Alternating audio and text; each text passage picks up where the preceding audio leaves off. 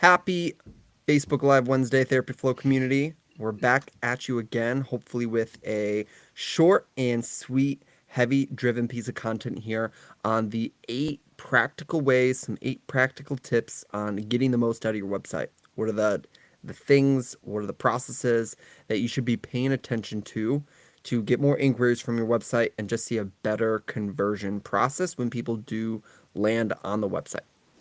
Yeah. So, guys, when we make a website, it's because we want to get clients from it, right? We want to get clients from the online space. We are tired of handing out business cards. Or if you're handing out business cards, you want them to go somewhere to get more information, right? So, websites are really it's a solid place to start, right? It's a good place to start, especially if you have some cash or you have some time to put in energy onto this asset for yourself. It's something that can kind of permanently live there, and it's relatively low cost to maintain, but the cost gets really high if you're not getting anything from it, right? And so I think number one out of 8 for these is user experience. Yeah. So what is the user experience, Josh? You want to touch on it a little, and we can. Yeah, I think there's a couple things that bake into this, but we've all been on those websites that the user experience, and we'll just break it down here is, terrible for one reason or another. And the user experience is just the collective process. How well does it flow? Does it scroll down? Does the hosting provider you use help you with the speed and other related factors of it? And we'll break down some specific factors in a second here. But does it work, right? Or are there parts of it that just don't jive? Or is it a very funky, different, unique website that is just not in line with best practices for 2023? Yeah, it's kind of interesting you mentioned that. I think sometimes people try to get like all their creative juices out on a website or something like that. Usually that's not the best place to start. Average is usually the best place to start because average means that people are used to navigating through something like that. I also think on user experiences, how quickly can we deliver the information that we need to the person that might be visiting the site? And if we need them to navigate somewhere else, it should be one click away from the initial like homepage. Yeah. And so like we want this thing to be user friendly. We don't want people to get lost. We don't want people to have fatigue from trying to like figure out or learn how to scroll or do something unique. Like we're running a business, we're not running a creative agency. Or people aren't going to be like, God, their website's so good, they're worth $150 versus $120 an hour. So Yep. this is not the place to try to do that. That really doesn't happen, at least what we've seen in the universe here. So Yeah. Your website needs to be able to quickly and efficiently say to the person that just landed on the website, you're in the right place. You should spend longer here, and show them how to do that. I love that. I love that description. Bullet point number 2, content. Yeah. And I think that's a good segue from what I just said is, first and foremost, whether that's on your homepage or other pages in your website, again, it should be a call out to the person that they are in the right place, and a call out to the person on how to move through the site in a deeper way. You can have we'll talk about call to actions in a second here. You can immediately be like, book a call, right? But like you do want them to consume information about you, right? You want them to be warmed up. You want them to read about your services, who you serve, why you're a good fit, your process, right? You want them to explore. And your content needs to be written. And until you can break this down, there's what therapists do, which is therapist-centric content, and there's what you actually need to do, which is client-centric content. And this is in the language that the client would use. And all of your content should really be in client-centric content, not therapist-ease, as we like to kind of jive it. Yeah, it's, we look for clear, concise, relevant information, and we're walking a fine line between keeping attention and being not attention enough. 2 years ago, the average time on a site was about 1 minute and 20 seconds. excluding like blog pages. So about a minute and 20 seconds. This year, the average times on sites are clocking in at about 45 seconds, guys. We've lost 30 seconds of people's attention spans. And so, one, how can we reduce the fatigue of reading your content? So, how scannable can we make it? How scannable? How quickly can we read through it and find the exact thing that we're looking for? Oftentimes, that means bringing our reading level down. So, using a reading level checker, the average reading level in the US used to be eighth grade and now is seventh grade. And if you're like, Attilio, I don't want to work with the people who have seventh grade reading levels, guys, people who are educated understand and appreciate when something difficult is taken and simplified down or reduced to be easy to consume. Yeah. So anyone can appreciate that. So clear, concise is all in there. And yeah, like be conscious of attention spans. And the cost benefit, we'll kind of talk about SEO here in just a second, but on content, in order for a page to kind of really be read and be relevant for SEO, it needs to be about 500 words. It needs to be about 500 words. That's what Google says. This is no longer just thin information. This is information that's relevant for a search engine. Yeah. Or information relevant to be cataloged. So if you're writing a page that should be available on the search engines, it needs to be a little bit longer.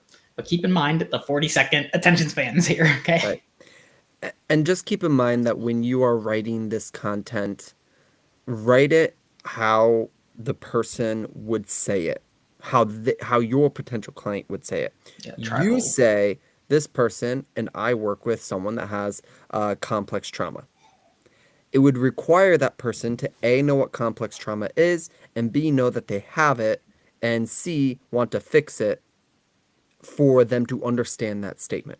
And maybe some clients do, and maybe that can be helpful as a statement, but often, especially in the identifier section of who do I work with? How do you know you're a great fit? Like just statements that call out to your audience, your big headlines and other things. You have to use language for how they would describe their situation. You know, I'm anxious at work all the time. I'm overwhelmed at home trying to take care of all of my kids. I feel stuck. I always feel the worst of the best. You know, I don't know what it is for your niche, for your person, for your ideal client here, but just know we can't label it with clinical terms and expect that person to feel like you're speaking to them, because clinical terms are clinical, right? They are not going to have much emotional attachment or theory in them. Yeah. There's a quote that says, "Good copywriting seeks to be understood, and great copywriting, the reader feels understood." So Yeah. maybe use that. Bullet point number 3: call to actions. I think with call to actions, I have talked about this a little bit the last couple of weeks in our newsletter or other places. We're really not a fan of the 15-minute free consultation call to action on a website for two reasons. Number one is it doesn't have potency in the market anymore.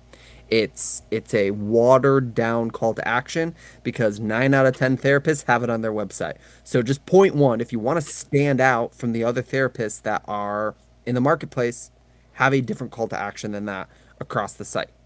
And then number two on that specific type, it's not a very strong offer.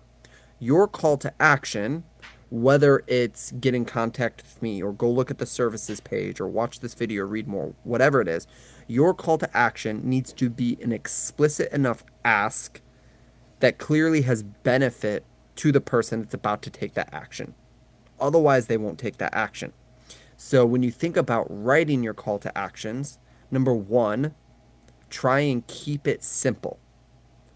Meaning, don't have 10 different call to actions on a single homepage. Don't try and get them to go 10 different places. Your services page, freebie on your website, your most recent blog post, and 5 other things, right? An You email, should a be, phone number. yeah, you should be asking them to do one thing after going deeper and deeper and deeper into your website, right? And then on top of that, you should be communicating to them what they should be doing and how they should be doing it in that call to action. So maybe you have some suggestions on like succinct call to action that will actually move that person either through the site or to reach out and like book or whatever it is we want them to do. Yeah, depending on what offer you have, um, or you decide to use, if it's something that just would appeal to your demographic that you want to work with, your market segment that you want to work with, just make it very clear and concise, right? We've seen like the single button that calls across the website, in relevant areas. So like top of the site, middle of the top of the homepage, bottom of the homepage, tops and bottoms of the service pages. And so the ones that might actually work well here, guys, don't necessarily have to be a schedule appointment.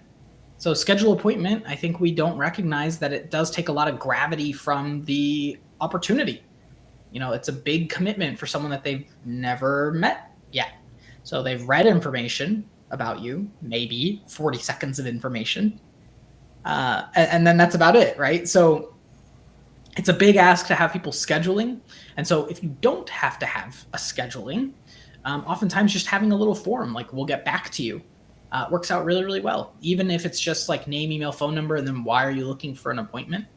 Just that you can do a little bit of pre-qualification.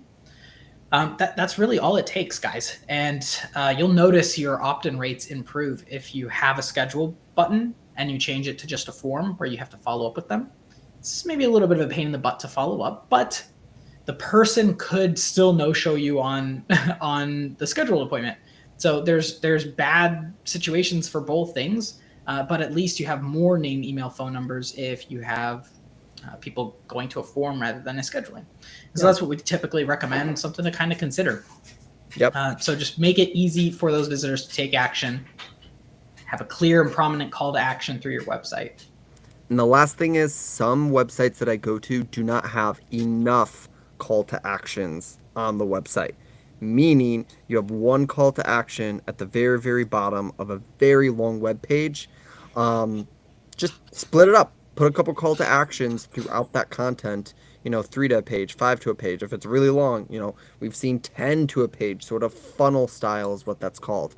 So just know that for some of you, maybe you need to look at your site and just insert some additional call to actions to improve opt in rates. Yeah. Next would be your lead capture forms, guys. So once you have call to actions, these are how you're actually capturing that information. And what information are you capturing? Yeah, simple is better here. Um, get get as much information as you can later on, and name, number, email, and maybe a qualifying question or two, just to kind of make someone work for a little bit. Simple is better for these, and fast, good-looking forms are also helpful. Embed them in the pop-up, put them on the side, make them open up, right? But if they have to go 3 layers deep into a page, that's not a simple user experience just to fill out a simple form. Yeah, I kind of I want to say something that's maybe counterintuitive or maybe it's really intuitive. If you're struggling, if you are struggling in your practice, uh, guys, we want to give the potential person every opportunity and option to get in contact with you, and we want to reduce friction maximally. Okay. Yeah. So if you are struggling, this is not the time to have a long form. This is the time to get someone's contact information, reach out to them, and have the longer conversation if you're struggling. So if you have more time than you have money, if you're struggling, we want to make it easier for people. And this is like conversion rate optimization or your lead form optimization here. And so, what information do you barely need? What's the minimum information that you need to be able to hop on a call with someone? That's certainly how I would look at it. And then where does it go? Where does it go once it's been filled out? Are you getting an email from it? Are they going into some type of client relationship manager? Are they going into an Excel spreadsheet? Where are they going so that you can manage your leads effectively? Yeah.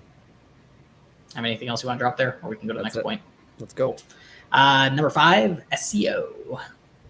We've talked a lot about this, and we could certainly spend the rest of our time talking about this. I think we did a live maybe a month or so ago that did a deep dive on SEO.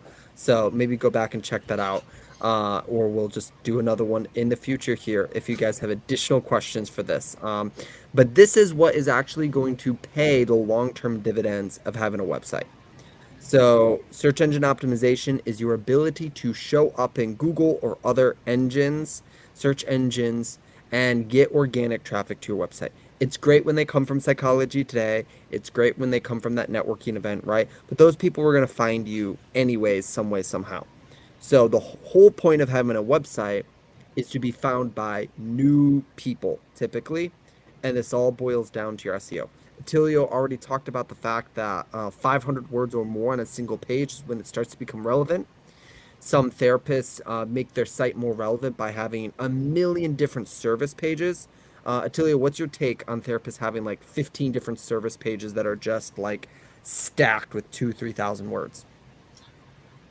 Um, there's certainly pros and cons to it. Just know why you're doing it.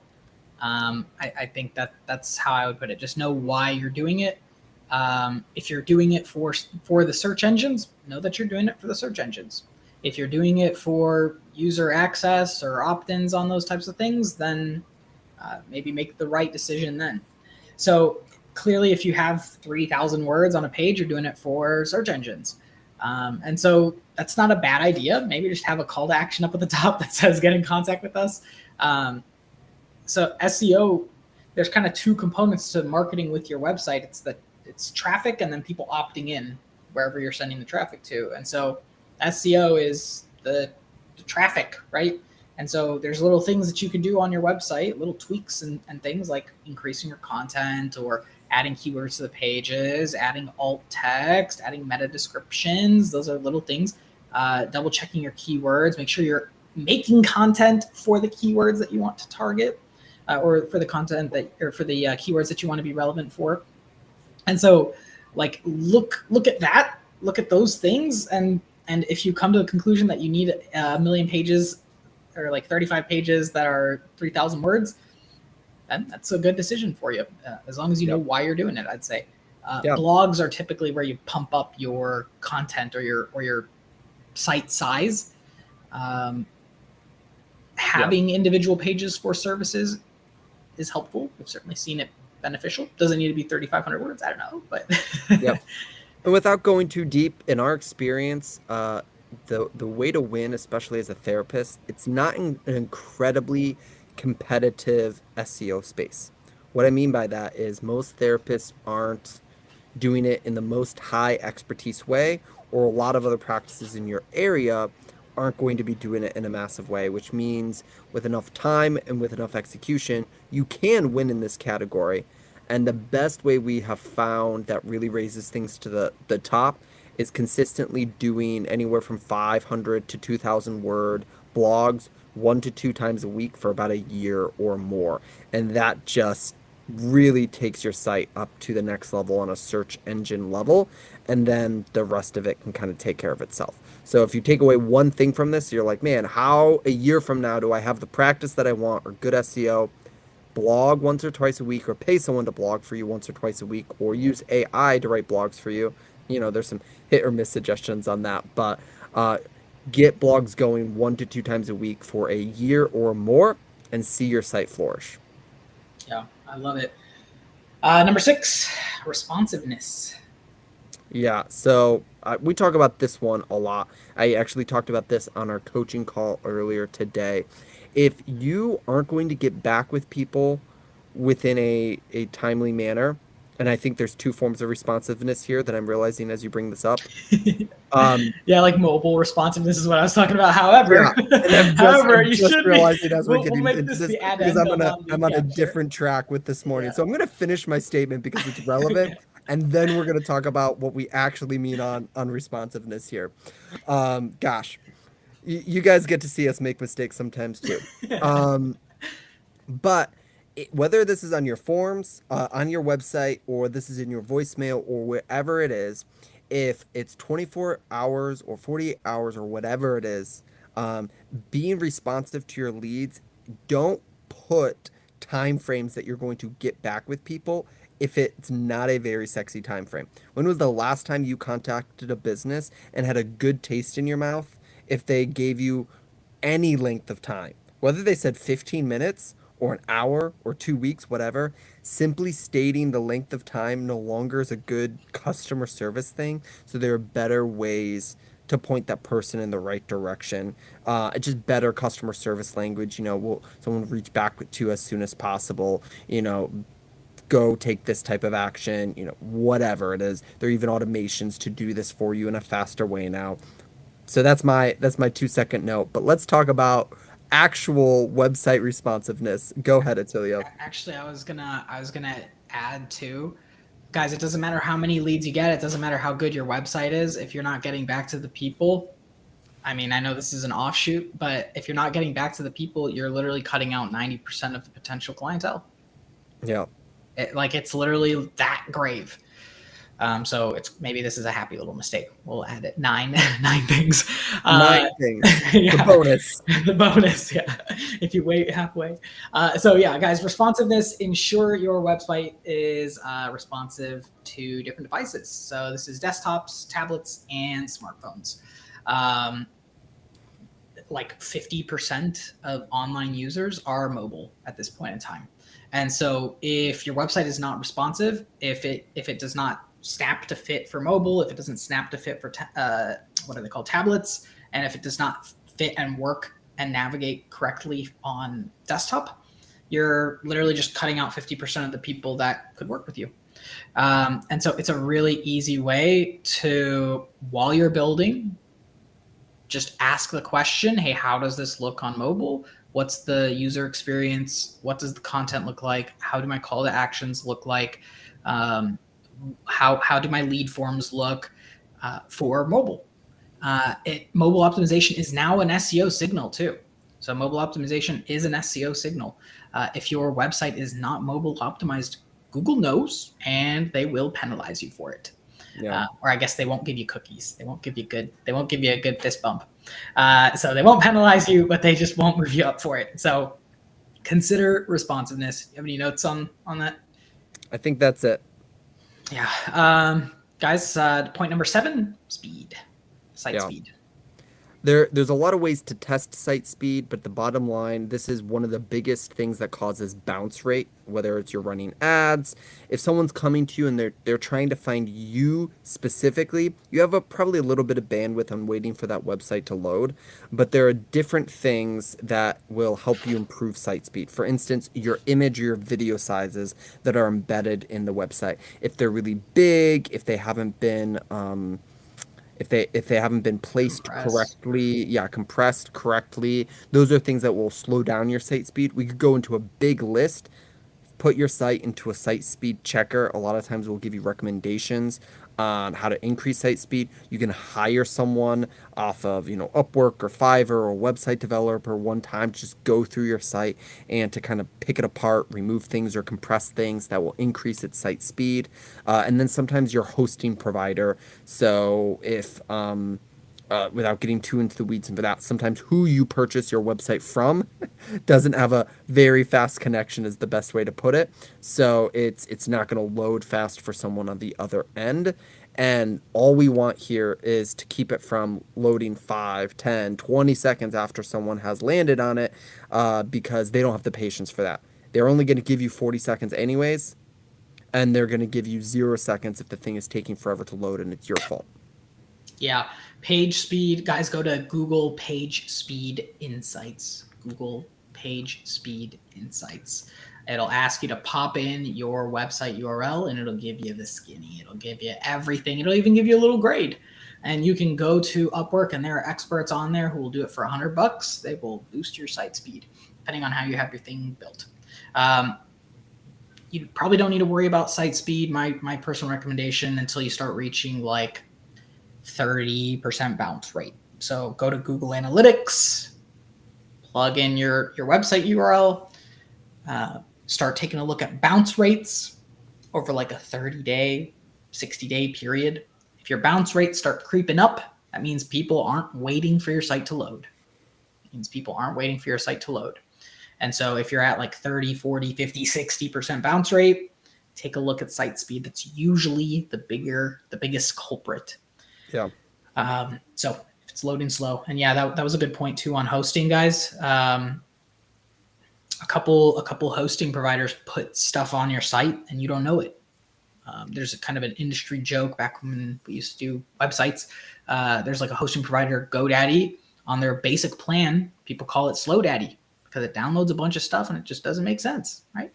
So keep that in mind. Keep that in mind. Could be your hosting provider. Of course, if you look at PageSpeed Insights, it will give you some information like that. So keep that in mind. And then point number 8, analytics. Yeah, I think you just were talking about this, whether it's site speed or getting Google Analytics. At the end of the day, your website isn't super helpful if you aren't tracking with what's happening with it. Three big points to track. Number one is your website traffic. What is your overall traffic that's hitting your website, and is it growing over time if you're investing in SEO? Talia, what are a couple ways to track just overall website traffic? Google Yeah, Analytics. I would just use Google Analytics, and then if you want, it's the more techie version, but it'll give you good information. Similar stuff as Google Search Console. Yeah. Google Search Console.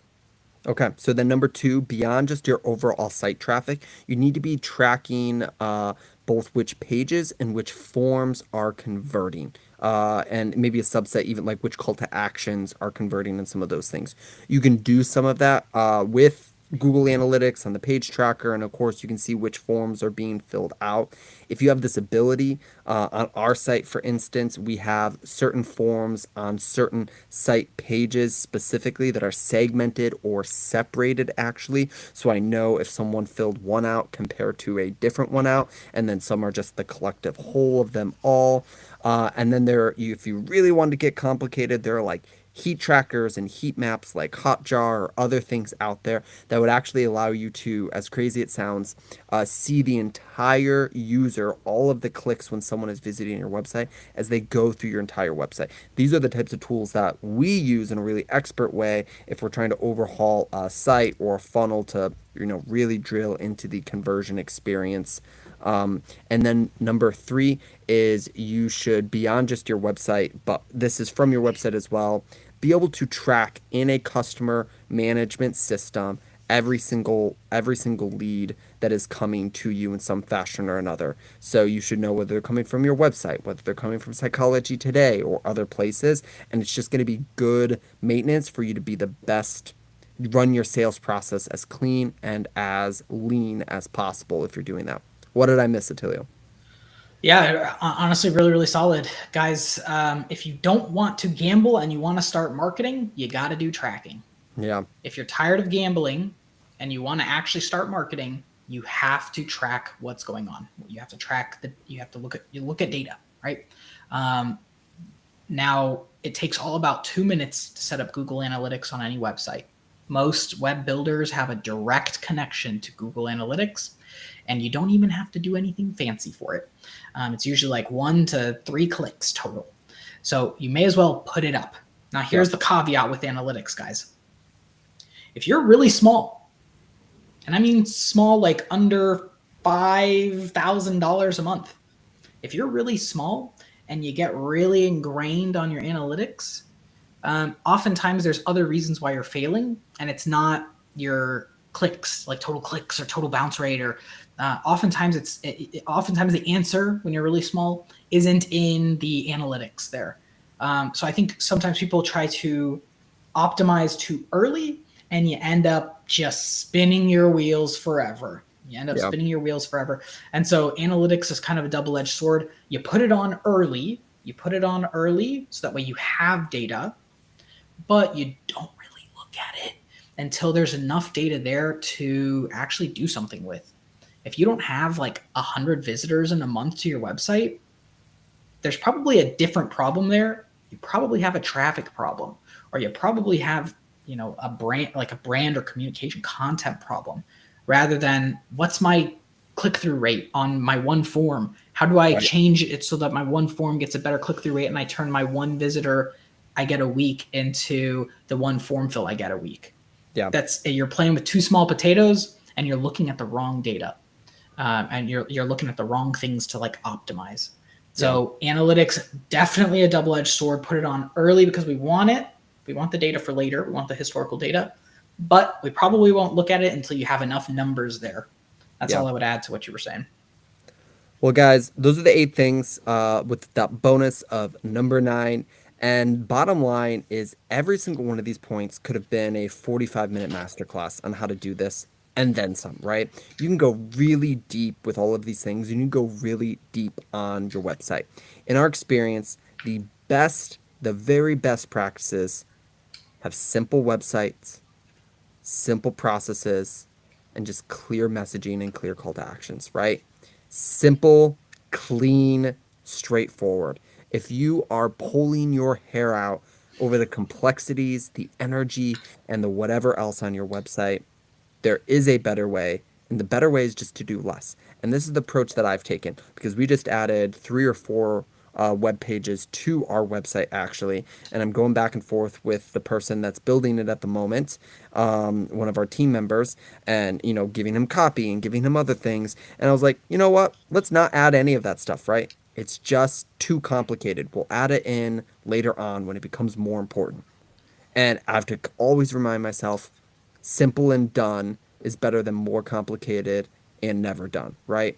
So my encouragement to you is keep it simple, keep it straight, build it out over time, and it will be successful over time. I'm actually going to add one note on there because you brought up an insane point. Done is better essentially than like him and Han on it, guys. If you're taking a lot of time on a website, that's an asset that you don't even know works. You have to keep this in mind. If you're building something and it's taking you a long time to put it out, this is something that you don't even know works yet. And so we're like, if you're in a situation where you've been building a website forever or you haven't launched your website yet, guys, we're looking for a proof of concept on the first time you set it out. And the proof of concept is, can people land on it and are people using the site? That's the proof of concept for it, because that tells you, do you need more traffic to your website or is your website fundamentally broken somehow? And so if you're not there yet, guys, you cannot afford to spend time and energy on a website for longer. If you do not have the proof of concept, there's almost no point in spending more time on the site. And we see this all the time. Someone launches their website, they spent 9 months, a year and a half on it, and then they're unsatisfied with the results they get from a website because they thought that they spent a lot of time on it and that it would be really good when it got out. But it turns out no one used it. Yep. Or no one liked it. So you don't know until you know. You Yep. don't know until you know. I feel like as today's live has gone on, the sun's gone down, and I've just turned into this blue person with this orange background still behind me. So as the blue person The ends today's sunset. live, just know even today in today's live, I kept where I was sitting simple, kept it straightforward, and it was the information that we delivered to you and for you today that's going to make the difference on your website being successful. So we hope this helps. Tilio, any final comments before we hit them up next time? That's it, guys. Love to see y'all. I'm seeing you guys in the support chat. Keep that up. See you guys